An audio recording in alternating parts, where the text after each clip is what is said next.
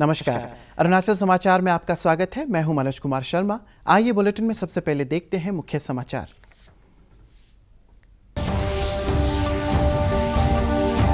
देश भर में कोविड रोगियों के स्वस्थ होने की दर 63% हुई। आईसीएमआर ने कहा भारत की 2 कंपनियां वैक्सीन विकसित करने की रेस में सबसे आगे। वैक्सीन ट्रायल के लिए 1000 वॉलंटियर्स तैयार।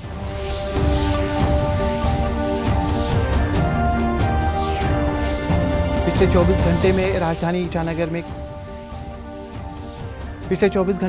ईटानगर में कोविड के 22 नए मामले आए सामने। राज्यपाल डॉक्टर बीडी मिश्रा, राज्य की प्रथम महिला नीलम मिश्रा और राजभवन के कर्मियों की कोविड सैंपल जांच रिपोर्ट निगेटिव।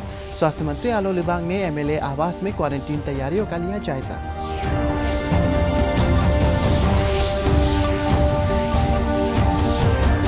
असम में ब्रह्मपुत्र सहित सभी बड़ी नदियां उफान पर। असम के मुख्यमंत्री सर्बानंद सोनोवाल, केंद्रीय मंत्री रमेश्वर तेली और राज्य के जल संसाधन मंत्री केशव महंता ने बाढ़ प्रभावित इलाके जोनाई का किया दौरा।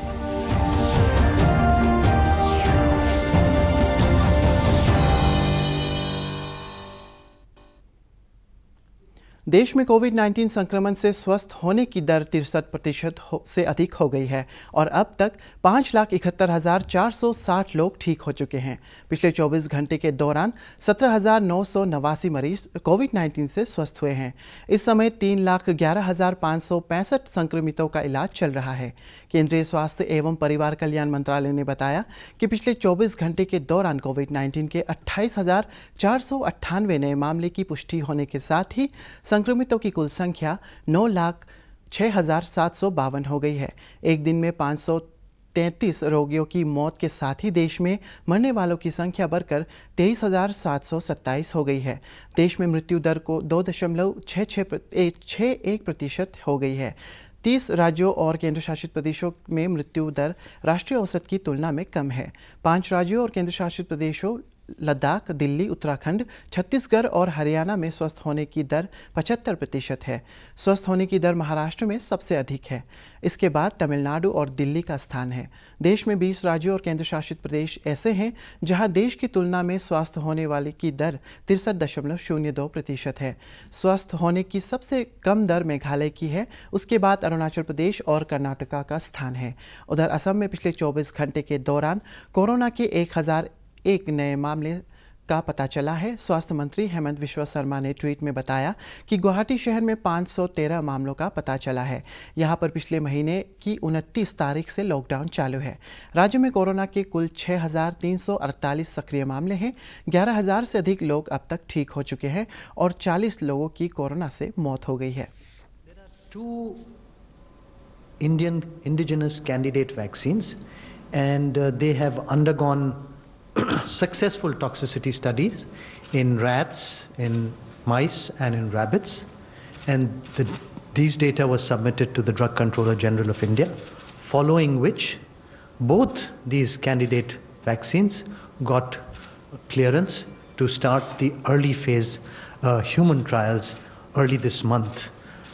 Having said that, now these candidate vaccines got DCGI approval and for early human trials early this month, that is in the 2nd of July and actually 29th of June. Now they have got their sites ready and they are doing their clinical study on approximately 1,000 human volunteers each at different sites. Some have got 12 sites, some have got 6 sites, so that's they are trying to do the early clinical testing for these two candidate indigenous vaccines.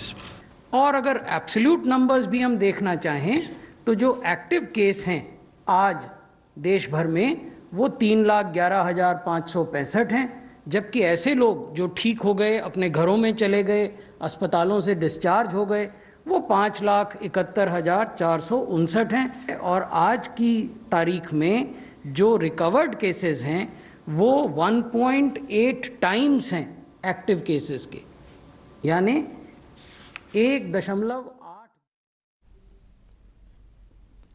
Tomo Riba स्वास्थ्य एवं चिकित्सा विज्ञान संस्थान TRIMS Naharlagun में कल 32 वर्षीय Covid रोगी की मौत के बाद राज्य में इस बीमारी से मरने वालों की संख्या 3 हो गई है।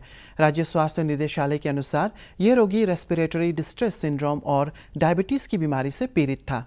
इधर राजधानी ईटानगर में पिछले 24 घंटे में कोरोना संक्रमण के 22 मामले दर्ज किए गए हैं, जिनमें से 10 मामले असम से आने वाले आईटीबीपी जवानों के हैं।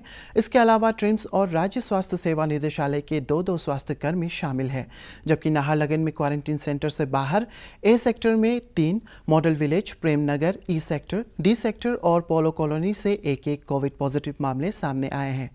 यदि राज्य के अन्य जिलों की बात करते हैं तो पिछले 24 घंटों में इस कमिंग जिले में कोविड का पहला केस दर्ज किया गया है, जबकि चांगलांग और लोअर सियांग जिले में 1 और नामसाई जिले में कोविड के 2 मामले सामने आए हैं।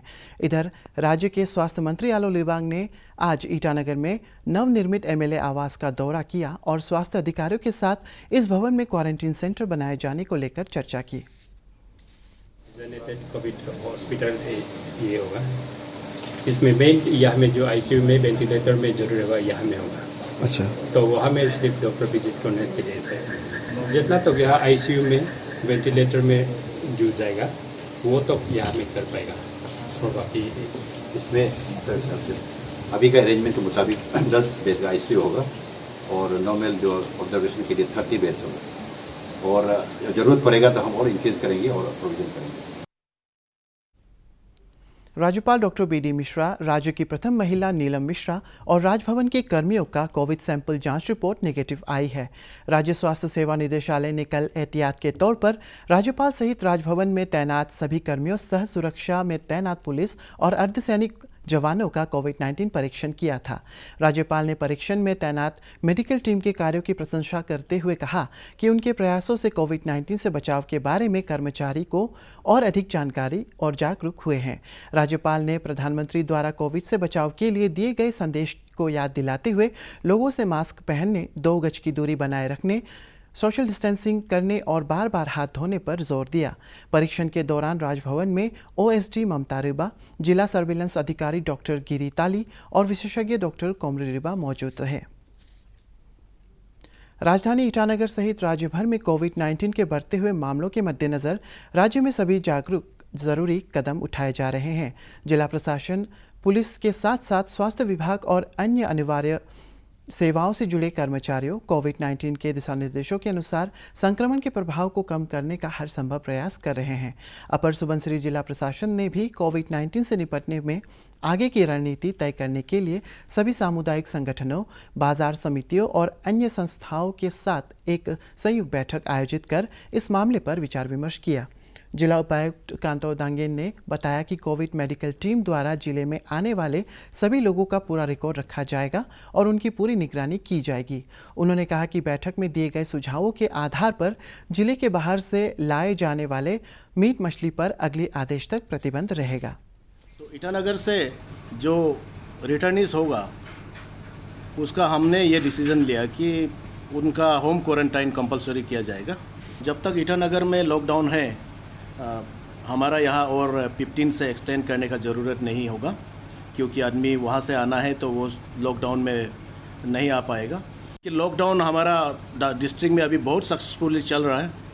कुछ गाड़ी का मूवमेंट, कोई पब्लिक का मूवमेंट नहीं है, और एसओपी बनने तक चिकन और जो है फिश डिस्ट्रिक्ट में लाने के लिए मना किया गया है। असम में ब्रह्मपुत्र सहित सभी बड़ी नदियां उफान पर हैं। बाढ़ के पानी से फसलों, बांधों सहित बुनियादी ढांचों को नुकसान पहुंचा है। 22 जिलों में पानी भर जाने से करीब 22 लाख लोग प्रभावित हुए हैं। 45,000 लोगों को राहत शिविरों में पहुंचाया गया है। काजीरंगा राष्ट्रीय उद्यान का 95% हिस्सा पानी में डूब गया है। मुख्यमंत्री सर्बानंद सोनोवाल, केंद्रीय मंत्री रामेश्वर तेली और जल संसाधन मंत्री केशव महांता ने आज बाढ़ प्रभावित इलाके जोनाई का दौरा किया। मुख्यमंत्री जल संसाधन धेमाजी जिला प्रशासन के साथ जोनाई में समीक्षा बैठक भी की। इससे पहले मुख्यमंत्री ने डिब्रूगढ़ के बाढ़ प्रभावित इलाकों का भी दौरा किया और स्थिति का जायजा लेकर अधिकारियों को आवश्यक निर्देश दिए। মাজুলী, বিহপুৰীয়া, নাওবৈচা, লখিমপুৰ, ঢকুৱাখানা, ধেমাজি আৰু জোনাই এই গোটেইকেইটা সমষ্টিৰ বানপানী আৰু গৰাখহনীয়াৰ সমস্যাৰ সন্দৰ্ভত বুজ লৈছোঁ আৰু বিভাগৰ বিষয়া কৰ্মচাৰীসকলক মই নিৰ্দেশ দিছোঁ যাতে য'তেই মথাউৰি ভাঙিছে বা খহনীয়া হৈছে তাত ততাতৰীয়াকৈ স্থানীয় ৰাইজৰ সহযোগত মেৰামতি কাম তেখেতসকলে সম্পূৰ্ণ কৰিব লাগে আৰু জুনাইত আমি সকলোৱে জানো আমাৰ অসমৰ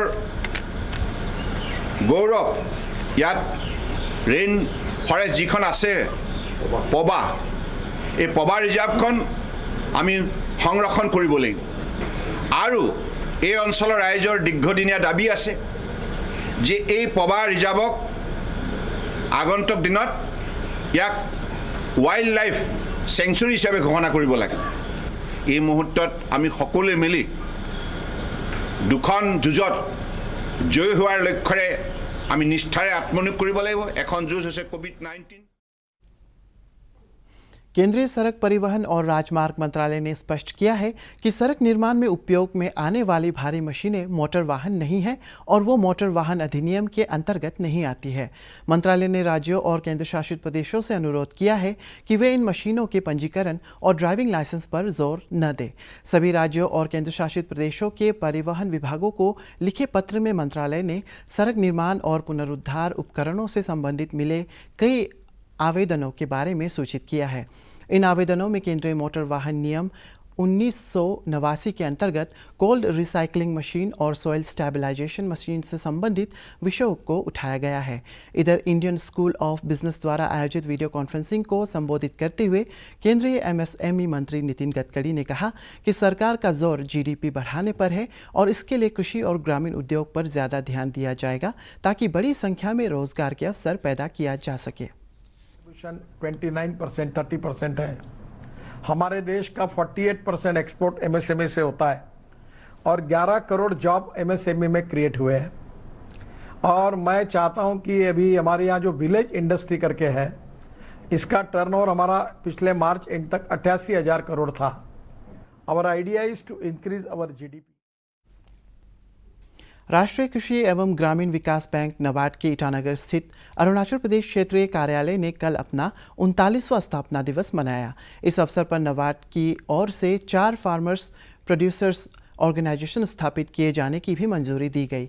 ये FPO West Kameng, Lower Dibang Valley और नामसाई में स्थापित किए जाएंगे। समारोह की अध्यक्षता करते हुए नबार्ड के क्षेत्रीय कार्यालय ईटानगर के महाप्रबंधक डॉक्टर गोपा कुमारन नायर ने कहा है कि नबार्ड राज्य में कृषि विकास के लिए अनेक परियोजनाएं चला रहा है। उन्होंने इस मौके पर रूपा, नामसाई, रोइंग और दोईमुख में बनाए गए रूरल मार्ट का भी उद्घाटन किया। डॉक्टर नायर ने चांगलांग और दाम्बुक में रूरल हाट मार्केटिंग ढांचा तैयार करने के लिए परियोजनाओं की शुरुआत की। डॉक्टर गोपा नायर ने कहा है कि राज्य के विकास, विशेषकर कृषि और ग्रामीण क्षेत्र के विकास के लिए नबार्ड राज्य सरकार के साथ मिलकर काम कर रहा है। प्रधानमंत्री गरीब कल्याण योजना के तहत राज्य में हर ज़रूरतमंद घरों तक राशन और अन्य सुविधाएं पहुंच रही है। इसके तहत उज्ज्वला योजना की लाभार्थी महिलाओं को 3 एलपीजी सिलेंडर भी उपलब्ध कराया गया। हाल ही में सरकार ने तय किया है कि जिन्हें तीनों सिलेंडर का लाभ नहीं मिला है उन्हें सितंबर तक इसका लाभ मिलेगा। केंद्रीय माध्यमिक शिक्षा बोर्ड सीबीएसई के 10वीं कक्षा के परिणाम कल घोषित किए जाएंगे।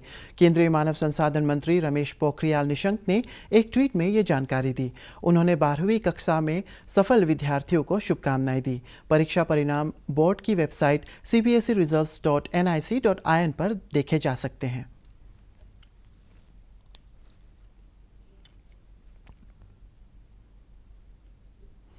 अरुणाचल समाचार के आज के अंक में इतना ही। हम कल फिर हाजिर होंगे अरुणाचल और देश और दुनिया की खबरों के साथ। आप देखते रहिए अरुण प्रभा। नमस्कार।